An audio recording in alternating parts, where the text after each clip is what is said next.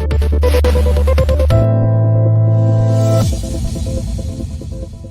y'all, welcome to Parent Empowerment with Mandy Drogin. I'm Mandy. I'm just a mom sitting down with real Texas parents having real conversations about what's going on in our schools. Today, we are joined by Shelly deZevallos. Shelly is the president of West Houston Airport. She was recently appointed by Governor Abbott to the Aviation Aerospace Advisory Committee, and she's a mom of 2 Texas teenagers. Shelly, thanks for joining us. I'm so happy to be here. Thank you so much, Mandy. I appreciate it. Well, I'm so glad that we were connected to talk about not only your experience in the aviation field, but also, again, just as a mom and what you've seen with your children's education path up to high school now. So can you talk to us a little bit about kind of the decisions that you and your husband made about where they started school and where they are now? More than happy to. And remember, I'm in the aviation industry and I'm a proud mom, so I could talk for hours about both. So make sure we'll keep you on track. Concise. Yeah. We had the blessing of being we had the blessing of being able to put our kids in private schools, and we started them out in early childhood because we knew that the teacher ratio was a little bit different than it was in public schools. So we kept them there for several years. And after Harvey hit Houston, and a lot of things changed, and so we moved neighborhoods, and we decided, well, let's put them in public school because we're paying a great amount of money on property taxes, and it's great reputation, and so we put them in a public school, and it ended up being pretty much a disaster. And I was heartbroken because here are my beautiful kids who have done so much in their lives, who are so nice to people, and there were so many issues that went on in the world in that school. One daughter said, "Mom, I just can't do this anymore," and I pulled her out in the middle of the school year. So during that Christmas break. Can you tell us, so when you say one daughter, so just to confirm, you picked up and moved to a neighborhood? Yes. Specifically because you wanted to be in an area where there were great schools, right? Yes. Okay. And then your daughters got into the school. Yes. And one daughter started having some real problems. Would you share maybe some examples of what was occurring? Actually, both daughters had problems. It's just that both of them handled them a completely different way. Okay. One of them was constantly made fun of. She was called names. She was talked down to in ways, terminology that they never really used or heard before. Ostracized in her classroom. And when I reached out to the teachers to, what can we do to help this? They were, they weren't helpful. And I get it. They have a lot of kids. They have a lot of challenges in public school.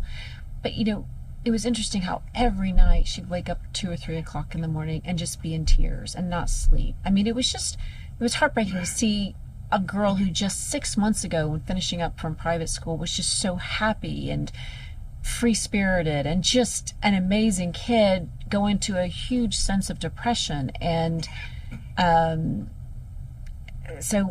bullying in my mind isn't just the physical pushing. Right. It's the mental anguish and the words that hurt and the looks and the ostracizing.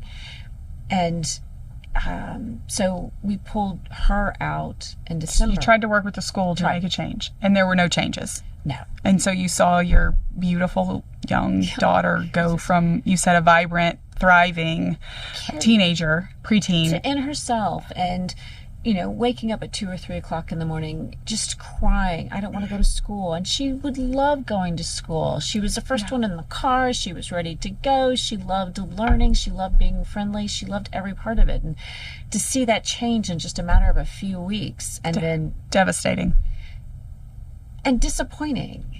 Devastating and disappointing. And whatever happened to people, we talk about community and working together, but we're not acting on it. We're not being a part of that. We're just saying, just let her be ostracized. Let her be bullied. Doesn't matter. Yeah. My other daughter made it all the way through that whole year. But on week 3, somebody had stolen her phone. And so she went after them, which is she's never done before. She took her backpack hit her, the student in the back, grabbed her phone, and then, didn't have the guts to kind of tell me, because she kind of knew we have this belief system that if you're in trouble at school, then you're going to have the consequences at home. Sure. And she kind of confessed to us what happened that night. I did this. I'm sorry. And I was like, look, you have to follow the school's rules. In our family, we have the right to defend ourselves. That's what we believe in. When somebody's hurting you or your sister, we have the right to defend ourselves. And they took something of yours. Mm-hmm. So I said, no matter what happens, I've got your back at school, but you have to follow those rules. She ended up leaving in May of that year. So we went back to our private school, and they're there now. It's amazing to see the turnaround on both of them. Both of them are becoming really great young ladies. The depression that my other daughter had has faded away. It's so nice to see her with these group of kids. I think on day one, the kids said, please come sit with us, come be a part of us. And it's all working together. We're all trying to learn. We're all trying to learn reading, writing, arithmetic. So it was just heartbreaking. And as a mom, I never thought this was going to happen. I figured, well, private school, they have enough self-esteem. With our private school, they have enough self-esteem. They're going to be great. Going into public school is going to be great. But these people were mean. Yeah. There were drugs in the school. There was a kid who got beaten up. The one who stayed there the longest, on a Friday, these kids told her, we're going down on you on Monday. You're not. Wait, what happened? What happened? Yeah, I'm sorry. Yes. My other daughter, who stayed there for the full year, she and a friend were walking and had seen a whole bunch of kids smoking in the bathroom. Not cigarettes. And the teacher said, were you guys in that room? They said, no, we just saw them. And so we're walking out. We just saw them. We weren't even walking in. We're just walking by it. And they said, well, who were the names? And they said the names because it was a teacher. It's a person of authority. Sure. Well, this one kid got beaten up so bad they called an ambulance for him. And these That your daughter was with? My daughter was with this young boy. And then my daughter told me what was going to happen to her on Monday if she went to school, because these other group of kids were their friends and they got mad at her for snitching, supposedly. And so you said that you talk about the anguish over a weekend of what you're dealing with and what you could be going to that next school day. How do you handle that as a parent? I kind of left it up to her. I said, if you want to go to school, you can go to school. I said, but school's supposed to be a safe place. Yeah. You're not supposed to go there knowing you're going to have some fight against you and being beaten up. Yeah. So she went, and she was fine. They didn't beat her up. They just bullied her emotionally with words. Sometimes it's just the threats that make you live through them over the weekend. I think about families who've had it worse. That little boy who was hurt, who was beaten that day. It wasn't the first time it happened to kids. This is a good school district. Why aren't we doing anything about it? Yeah. The teachers are overwhelmed. Yep. They're doing so many other things. You have kids in a school that don't have the same belief or value system, and believe it's okay to use violence. We don't believe that way.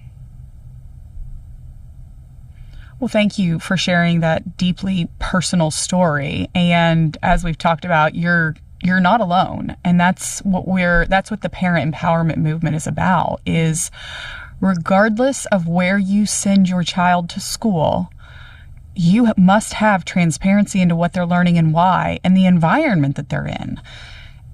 And ultimately the choice of whether or not that's the best and healthiest environment for them, because too many mothers have shared similar stories. And what a blessing that you were able to put your child in a school, back into a private school that had the environment that was conducive to them learning and thriving. And that's a gift. And that is something that really we want to make sure that every parent who is facing this bullying that is going on, it's not just low quality education that's plaguing our schools. Well, who can learn when you're Right. being threatened? Who can learn if your mind is wondering, okay, is the kid behind me going to hit me? Right.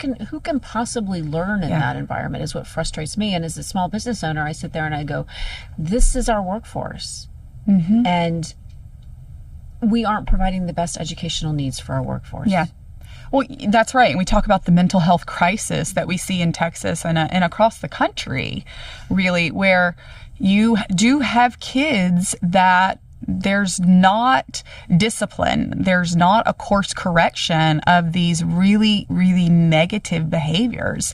And instead, it's the innocent kids. It's the kids that are in school trying to get an education that have become the victims of this plague that really is all over, again, our school system, where kids are not being held accountable and teachers are leaving because of it. I mean, it's a heartbreaking.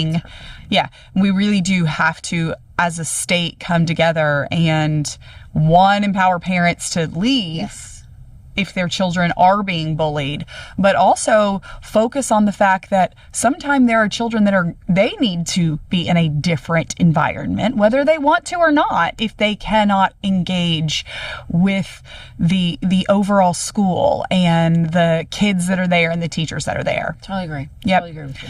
Well, again, thank you for sharing that story, because I know that a lot of our listeners, so many times I walk away from meetings and events and things like that with tears on my shoulders of mothers who experienced similar or worse, quite frankly. Yeah, and I know we had talked about earlier the worst situations possible, and my heart goes out to those families. Yeah. We were lucky we were able to move these kids. Right. A lot of things that we don't talk about are suicides in high school. That's right. Because they can't get out of that environment. Exactly. My husband and I, we were able to move our kids out of that environment, and we could. And some families aren't able to. If we can move forward with education savings accounts, then we end up being a state that becomes a place where people want to go, because then these kids and these families have choices. Yes. That's exactly right. That's exactly what this is about. You know, recently I actually pulled a mom out of the audience to come on stage because she shared with me, as her son and her were walking in. She is a single mother, an African American, and she came to a parent empowerment event because she was looking for help, because her son, actually, it was the day before school started, and I've always been down having 3 littles right now. I always try and get down on kids' level and talk to them and make them welcome and know that we're grateful they're there. And he told me he was starting school the next day, and so after I talked to him, I stood up and talked to Mom, and I said, "Are you looking forward to it?" And she said, "No, I have to send him to a public school." And so then I called her up on stage and I said, "Can you explain why you support empowering parents with school choice?" And it was actually worse than what she had told me before, because I think she realized this was an opportunity to explain her most prized possession in life, the only thing in the world that she cares about, is her child. Yeah. He is her everything. And she said, not just, "No, I don't want to send him," but she said, "I'm scared because he's bullied, and we've had a history of bullying, and the school doesn't do anything." And it's still, just talking about it, it brings tears to my eyes, because sitting across from her, I didn't even know she was going to say that. And it made me get teary-eyed, because I just was sitting there looking at a mother, and I was preparing to send my kids back to school the next week. And I just thought, how horrific to be forced, because you got to work. She's a single mom. She's got to work. She can't stay at home and homeschool. Nope. She just wants her child to have a great education. And she's saying, I know I am sending my child to an environment where he is bullied to the point of really horrible, horrible things like self-harm and things like that. And it was just, it's heartbreaking.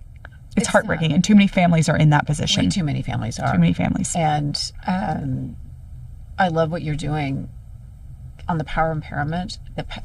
I love what you're doing on the parent empowerment. Thank you. My story isn't as bad as what a lot of others are. But maybe, well, I know what you're doing is going to end up changing the state, and we can't sit around and do nothing anymore. These are our most precious assets, and they just not, how shall I say, not taking care of our assets, not letting them grow, not watching them grow, not watering them, not nurturing like they should, it just hurts our own society. Yeah, that's exactly right. If we built more schools or had more school choice instead of just building jails. Yep. You know, because kids who don't get educated don't know where to go and how to get the resources they need. I sit there and I think about ACE scholarship. You know, that's where everybody has skin in the game. The family or the single mom, single mom or single dad or family put in money. ACE scholarship puts in money and the school put in money because there's 75,000 seats available for these kids to go to these private schools and get an education that they can. And you know what? Competition doesn't hurt anybody. No. And it's not the funding mechanism. Throwing money at a problem doesn't help anything. It's about the education and the caring. There are people who homeschool for less than the amount of money that a school gets, and they get that homeschooling done just as well, if not usually better. I think the statistics are higher. I don't know. Yeah, no, they are. Homeschoolers tend to way outperform. That's exactly correct. And but that's it. Is ACE Scholarships is one of our partners in the Parent Empowerment Coalition because for years they have been facilitating grant scholarships to families that are low income and who are looking for a way, just anything, because the parents, rich, poor, black, white, Hispanic, all parents, we know and love our kid better than any bureaucracy, better than any system, and all we want is what's best for our kids. And these parents will crawl across glass to get their kid into a better environment. Oh my goodness. I was at a scholarship program, and it was amazing to see the kids that are impacted and the impact statistically on how much better they perform because they're getting what they want done. They're learning. You may know this stat, but since my kids were having issues and not learning that full year, they didn't learn anything that year. That's a different discussion, but well, it's part of it, but I mean, right. You don't. I'm sure if you're worried about getting beat up every day, you probably aren't learning a whole lot. No, you're not. And the kids in Texas in our fourth grade come out with less than 40% of the kids are on a fourth grade reading level. Is that correct? That's correct. And according to that's correct. According to the NAEP scores, only 24% of our eighth graders can read on grade level. And that's comparing across the entire country. So it's pretty stark. In the past? Why haven't our schools taken control of this? But now we have to go to a state level of education savings accounts, and I'm going off topic. That's okay. No, I mean, it's part of the topic. It's all of it. This would be one of the best things. It would be a game changer for the people here in Texas. It would. I have people ask me all the time that say, okay, how would this actually improve the public schools? And the easy answer would be to say competition, right? Mm-hmm. But what I also point out is if you really look at it at a fundamental level, so I use phonics a lot because people don't realize this. Somewhere between 30 and 40% of our kids are still not using phonics to learn to read. Phonics is the far superior method, right? It's right. It's been proven over 50 years. Yeah. This is the best way to teach children how to read. And so when we look at the stats, if we look at just the STAR data, which is much friendlier than the NAEP scores, which is the national report card, but it shows that about 50% of kids can't read on grade level.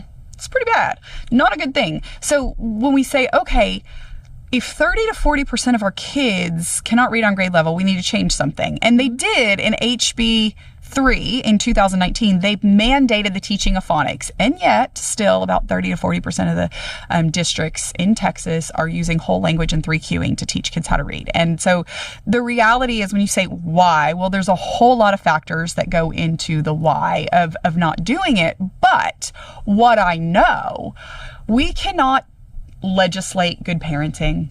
We cannot legislate good citizenry. We can't legislate good teaching. There's a whole lot of things that we can't legislate. Yeah. But I do know passing the law, we couldn't even legislate or actually enforce the teaching of phonics. But what I do know is that when school districts realize education savings account universal, every single kid across Texas has access and it's fully funded to make sure that the appropriation is there. When that happens, districts are going to say, wait a second, they can go down the street to the classical model or this private school or to the micro school or whatever, and they're going to learn phonics in kindergarten, first grade, second grade, third grade. Oh, wait a second. Hold on.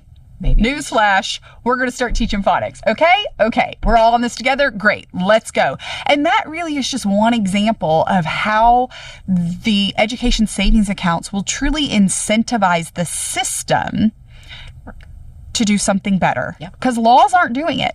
More and more laws keep passing, and the more funding that we give, the results just keep going down. The reality is we must change the way that we are educating kids. We have to change the environment, and we have to change the curriculum. If you are not teaching phonics right now, look, there's a whole lot of things that parents can be up in arms about that I'm like, well, that I'd be picking in your elementary school. Sit out in front of them with a poster board and say, teach phonics, period. But that is, it does all go together. And that is why we're not the school choice movement, right? We are the parent empowerment movement. We want to educate parents to know how their children can get a great education. Or to give them the opportunity to go to a different place where they can learn. That's exactly it. There's a school in Houston called Beta Academy. It happens to be Christian-based. Yep. They have a waiting list. They're producing kids that know how to read, that have a higher percentage of reading than HISD. And it's a phenomenal program that they have. It's a values-based as well, and they do teach phonics. Great. But it's a great program. And it'd be great if these kids could get the opportunity to go there and to be a part of that school and to be part of the other. I think there's about 8,000 empty seats in private schools across Harris County. That sounds about right. But, and these are kids that would all work together with ACE or with their education savings account to help get into those schools. That's right. And when we talk about this, so we're focused on the reading right now and the education, something that, shifting a little bit to your expertise in the aviation industry, when we talk about the importance of flying airplanes, it's so important, building airplanes, right? We need to make sure that the best and the brightest are coming out of our schools and prepared to launch in that workforce. And one of the things that's so exciting about education savings accounts is they can be used for career and technical education. So for kids that want to go into welding, electrical, oil and gas, plumbing, HVAC, aviation mechanics, whatever it is, we can really open that door. And a law was passed a couple years ago that says that we can lower a lot of these age requirements to enter these technical programs to 16. We could have thousands of kids that say, I'm going to use my education savings account I'll finish my high school degree at the same time, and I can be taking classes at TSTC or at the junior college or whatever, and they can be prepared to launch, instead of launching far too many of them from that school to prison pipeline, which we know exists. They can be getting a great education using their ESAs for career and technical CTE learning and be prepared to launch at 18 years old, making really good wages. I had no idea they could do that. So that's fascinating to me. I sit there and think about that because not only do we have a shortage of pilots, we have a shortage of aircraft mechanics. And I know there's a school in Houston that has a pilot program. It is HISD. They're trying to make it better. They have you can get your private pilot's license by the time you graduate, and they also have an AMP program so that they can get a job. But we need to expand programs like that. And I had no idea the ESAs could be used for CTE. So that's fantastic. That's great news for us because we have a massive shortage. Boeing's predicted we have a shortage of about 100,000 pilots in the next, I think, decade, and mechanics are even more than that. So you're going to be over 100,000 short. We just mechanics. we just don't have the pipeline right now. Little things that we're doing, and I always will give a shout out to Girl Scouts because they just initiated an aviation patch to kids that are underserved in the industry and underserved kids, and so we. Our first cohort of girls had 120 kids that earned their Discover Aviation patch. Cool.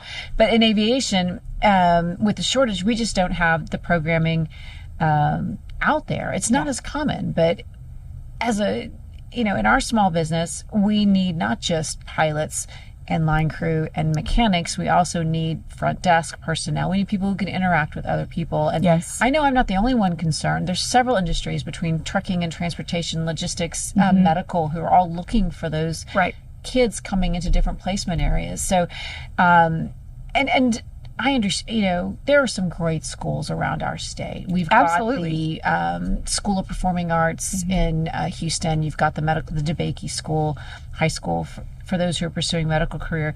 But it's all the other ones that we have to focus on, and they need the same opportunities as these other kids do. Yes. Not just doing the same thing, but teaching a trade or having to have the opportunity of a trade and focusing on their basic skills they haven't been taught. So the ESA program will end up allowing them that opportunity to move if they wanted to. That's And you just opened up my eyes about the CTE. I'm excited. Yes. About that. We need to get another mechanics school out Right? in Houston. Well, that's it. It's all of it. It's, again, electrical, HVAC, it's all of these. So the Workforce Commission found, just to threw out the stats about the aviation industry, which is massive. So here the Texas Workforce Commission found that by 2030, so in approximately 5 years, little over 5 years, they are projecting we're going to be short 10,000 electricians, 6,000 plumbers, Wow. 4,500 HVAC workers, thousands of oil and gas workers, and the list in these trades, thousands of diesel mechanics, thousands of mechanics, like these really high-paying Yep. fields. We do not have people. We do not have people to fill those fields, and kids particularly, and let's be real honest, I have a son and I think about, with the path that he'll take, and you can go into these fields and graduate at 18 years old with certifications making 50, 60. Here in Austin, HVAC workers starting out are making 90K. And that's pretty darn good. If I knew that way back then, I would have done that I know, too. right?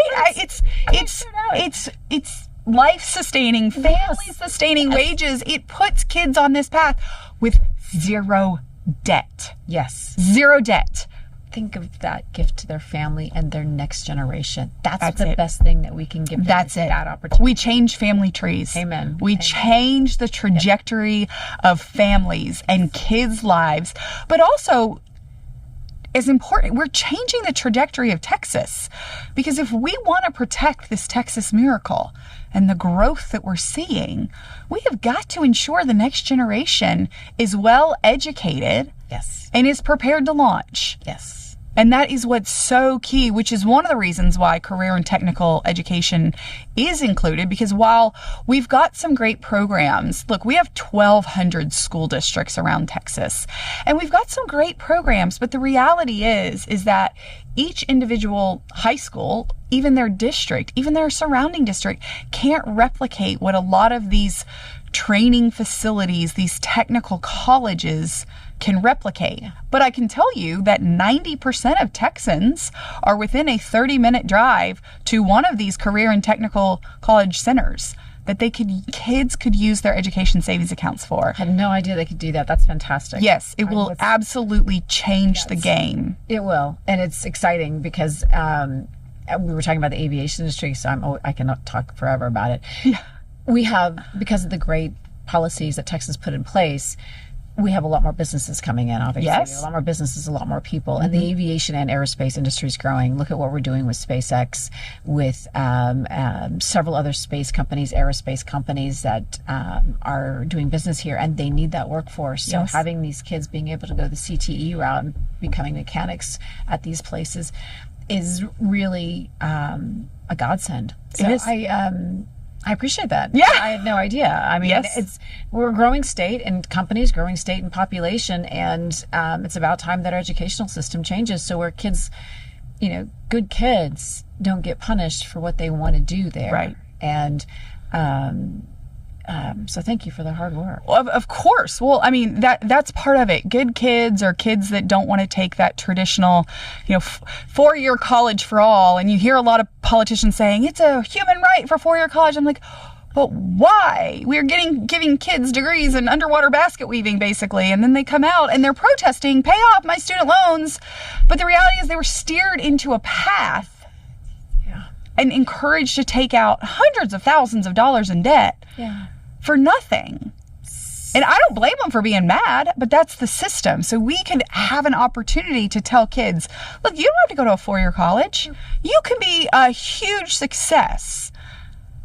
You can do great things. You can support a family. You can do all these, have a happy life, all the things that you want with no debt. Yes. And if we're really being honest, for a lot of, well, we both have 2 daughters, but if we're also being honest, look, our young males are really struggling right now. There's been so much poured into women, and understandably so. We should be, and making sure that women have the same opportunities and they're not taken away by whole other social issues. But we need to protect women, but also our young males right now are really struggling because so many of them, they don't want to go into that 4-year humanities, liberal arts degree. We have women are graduating they're going to college at a significantly higher rate, and they're graduating at a significantly higher rate. And boys are struggling. So another stat that I like to tell people so they understand is the TPER data came out before COVID. I use pre-COVID because a lot of times people want to say, oh, well, COVID changed everything. Well, yes, it did, of course. So let's go pre-COVID of what happened. So in 2019, we graduated 355,000 students out of our public high schools. Okay. The TPER report showed us that 6 months after graduation, over 30% of our kids that graduated were not in the workforce, they weren't in the military, and they weren't in higher ed or a certification program. And the majority of those are young boys. And we're completely, it's kind of the generation of lost boys. And you brought it up at the beginning about these kids that are ending up in prison because they're not getting the direction that they need. And that's something that empowering parents, empowering kids, will change when we allow them to truly be in control of their future versus just saying, oh, you live on this street. Many of you who are there because that's all you can afford to live in, you didn't really make a choice because you love the location. You made it because it's what you could afford, and dictating where you must go to school simply because that's where you can afford to live. And that's why empowering parents with education savings accounts that can be used for K through 10th grade, but also 10th through 12th for CTE, career and technical training. It's a huge game changer for kids and for the future of Texas. It's a huge game changer. It's I look forward to seeing it. I look forward to seeing it passed. Yes, I do too. I do too. Think about it. And if I'm allowed to comment on that, I get so frustrated with those who took 4-year degrees out and they're trying to buy, they're paying them off. I was like, well, what about the kids who did go the CTE path, who bought their tools, who went through that programming? Why aren't they helping them? I mean, we talk about supposedly helping everybody and protecting women. Don't even get me started about the fact that we fought decades to have Title IX, and now we're going to have, my 2 daughters can't compete. With just girls. So, which is just totally ridiculous. Absolutely. But it is a part of this. It is a part of the battle within the school system because you do have a lot of great schools that are saying, no, we're not going to go down this nonsense path that the current administration and Department of Education is forcing us down. But quite frankly, that's why I also say that empowering parents with education freedom is so important, because if you're a school district and you don't want this, can you imagine going on and saying 30% of our girl parents that are involved in the sports or involved in going to locker rooms for gym class or whatever, they're saying they're out.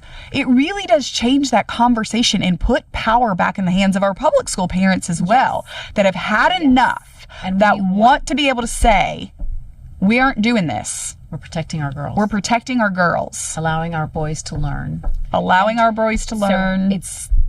you're exactly right. And it's exciting just to hear your enthusiasm about it. Well, thank you. But it's just, I hope no parent has to go through the bullying and worse. Yeah. And this gives them a chance to get out of that. Right. It does. And it gives parents power to be able to push back if they choose the public school down the street. And it gives so many opportunities to kids. And it really does set us up to ensure that the Texas miracle continues for our children's generation. Yeah. We have to. Because as goes Texas, so goes America. Yes. So yes, we do have to make sure that happens. Well, I want to go back to the aviation industry again. You said there's projected to be 100,000 mechanic shortage in the next decade. Yes. What does that mean for Texas and America? What does that mean if we can't fill these roles? I mean, we've all saw the doors and the bolts fly off recently.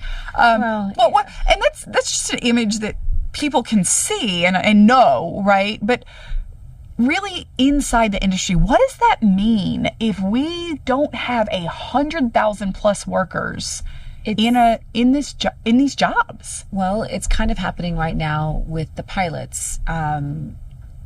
Just 10 years ago, pilots were making a different amount of money than what they are now. Okay. Now they're doing $300,000, $400,000 a year.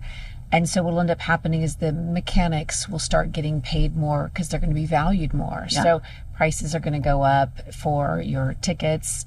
It's going to be harder to find people. The average age of a pilot now is getting to the point that, we have a mandatory retirement. You have to mandatorily retire at 65 years old. And we have a shortage of pilots in the military who used to come in. So we have a lot of different confluences that are coming together to kind of work against getting more pilots in. And you have to have a minimum of 1,500 hours, which isn't cheap. Right. Thanks to great schools, Stephen F. Austin State University, Angelo State, they have aviation programs. TSTC has an aviation program. So those are perfect examples. If you want to become a pilot, those are great universities to go to in our state. And or you can do it on your own, but that's a different discussion. But what's happening is that we will end up, if we can't figure out a pipeline to get more people to become mechanics and pilots, we will considerably pay more and more to fly. Or we will be figuring out new technology. Technologies change. We used to have 4 people in the cockpit. You had a navigator, engineer, co-pilot, pilot. Now we have the pilot and the co-pilot. Do we go to a single pilot? I don't think we'll go to that. Right. But there is autonomous flight that will be working with less than 10 people per aircraft coming down the pike in probably the next few years. That's going off onto a different tangent. But in reality, we have to find this workforce, or we will have planes that will be sitting if we're not careful. So to put it in layman's terms, for everybody that's listening, if we cannot fill the workforce gaps that are coming up due to mandatory retirement and the lack of workers going into the field, obviously supply and demand, everybody understands that. If the supply of mechanics, pilots, and everyone else that goes into the aviation industry, if the supply continues to dwindle, then us, the population, are just going to see, because it's going to cost more, we're just going to see prices go up, up. So a lot of times people think, well, gasoline's more expensive, it costs more to fly a plane. But that is just that's just a fraction of what's going to happen in the aviation industry, as we are a national, but we want to travel around the entire country, but we're, want to travel around the globe and do all this stuff. If we can't fill these positions. Yes.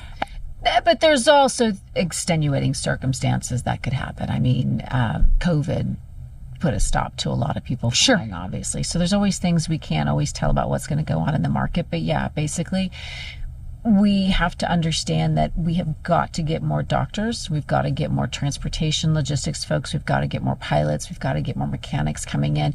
And being able to use those ESA dollars for that is going to be a game changer. Yeah. So but the short answer, yes. Basically, we need to make sure we continue finding this pipeline. So. Well, I'm 100% with you. We need to, and we've opened the door for kids age-wise to start going into these technical schools. Now we have to truly open the door for them to walk through with the ESAs to fund them for these career and technical education paths. Good. I need to find some more aviation technical schools that they can go to. Well, so the good thing about supply and demand is it'll be perfect. This is why your colleagues, your peers, those in the industry need to be supporting this and realize this. Look, if the kids can come, I have no doubt the aviation industry will say, hey, Texas has the ability for these kids to come in and start training at 15, 16 years old. Let's get over there. Let's get it done. Let's get it done. We're home to American, Southwest, and United. Yeah. That dates me right there. So, I mean, it's a great place to fly. So aviation industry, join the fight. Yeah. Well, I'm so grateful for you making time to come and share your experience as a mother, but also as a professional woman. Thank you for all that you're doing in the aviation industry to make sure that we're continuing to fly. Thank you for sharing your story. Before we wrap up, can you look in that camera right there and tell your friends, your peers, the parents of Texas, why empowering parents with education savings account is so important as a mother for parents to have that right, but also as industry and business is really struggling to fill these workforce gaps? I'm supporting empowering parents because I don't want something to happen to your kids that happened to mine. I want you to be able to choose where you're going for your education. I want you to, everybody learns differently. We need to support that. We need to support the needs of those who really want to continue to learn, their best ways to learn. If you want to go to a program that has aviation or CTEs, they need to be able to go to those programs. Schools right now aren't answering the calling and are not answering the need right now that we need as parents, as we need for workforce development, as we need as small companies for hirement. We've got to understand that this is one of the best routes to go for people to learn, for our kids to learn, for our kids to be in a safe environment, and to continue the strong economic impact that Texas companies have on our states. I don't want this to happen to your kids. I want you to be able to choose where you're going to put your kids. Every kid learns differently, and certain kids need different environments. What we're doing now isn't answering the calling as our state continues to grow and thrive. We need to protect our next generation by allowing them the opportunities to learn English, writing, arithmetic. This is a great program. I'm supporting it. ESAs will allow kids who don't have all the funding like my kids may have had right now, the opportunity to change schools and to make a difference in their lives, not just immediately, but for their next generation as well. Shelly, thank you so much for joining us today. This has been a fantastic conversation. Thank you. Thank you. I have learned a lot more than I expected, and I'm so excited. I'm a lot more excited than when we started because I didn't realize all the additional CTE programs that were going to be implemented. Yes. And it's just so neat to talk to you as a parent. And I appreciate the stories you shared. Thank you for joining us. Thank you for joining us on Parent Empowerment with Mandy Drogin. And now you have the power.